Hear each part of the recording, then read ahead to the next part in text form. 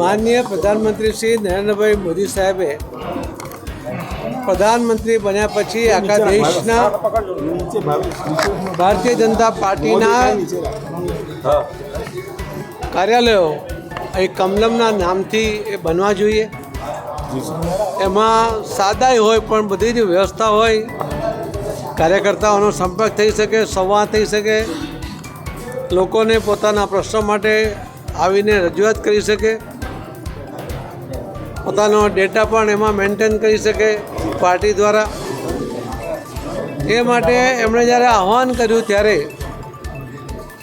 રાષ્ટ્રીય અધ્યક્ષ તરીકે આપણા હાલના ગૃહમંત્રી શ્રી અમિતભાઈ શાહ સાહેબ રાષ્ટ્રીય અધ્યક્ષ હતા। એમણે આખા દેશમાં 700 જેટલા જિલ્લાઓમાં આ કાર્યાલય શરૂ થાય એના માટેના સફળ પ્રયત્ન કર્યા। ગુજરાતે પણ એમાં સાથે રહ્યું। આજે ભરૂચના કાર્યાલયનું ખાતમુહૂર્ત કર્યા પછી આખા ગુજરાતમાં જિલ્લા અને શહેર એ મળીને લગભગ 41 જેટલા કાર્યાલયનું કામ 26-27 કાર્યાલયો પૂરા થયા છે। કેટલાક પાઇપલાઇનમાં છે, કેટલાકની જમીનોનો દસ્તાવેજ થઈ ગયો છે। એ રીતે ગુજરાત 100% તરફ આગળ વધી રહ્યું છે। કાર્યકર્તાઓ સાથેના સંવાદ માટે, એમના સંપર્ક માટે, એમની સમસ્યાઓ માટે, લોકોની સમસ્યાઓ માટે એક એવું સ્થાન હોવું જોઈએ કે જ્યાં લોકો ભેગા થાય, ચર્ચા વિચારણા કરે અને ઊભા થયેલા મુદ્દાઓને નિરસ્ત કરવા માટેનો પ્રયત્ન કરે।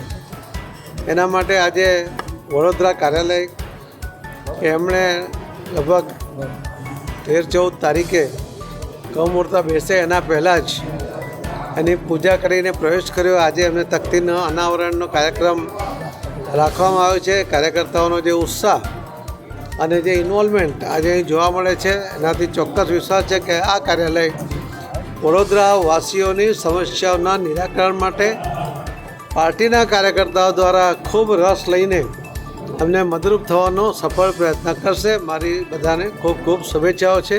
વડોદરા શહેરના કાર્યકર્તાઓના સ્વપ્ન જેવું અતિ આધુનિક કાર્યાલયનું તખ્તી અનાવરણ કાર્યક્રમનું આજે રાખવામાં આવેલો છે।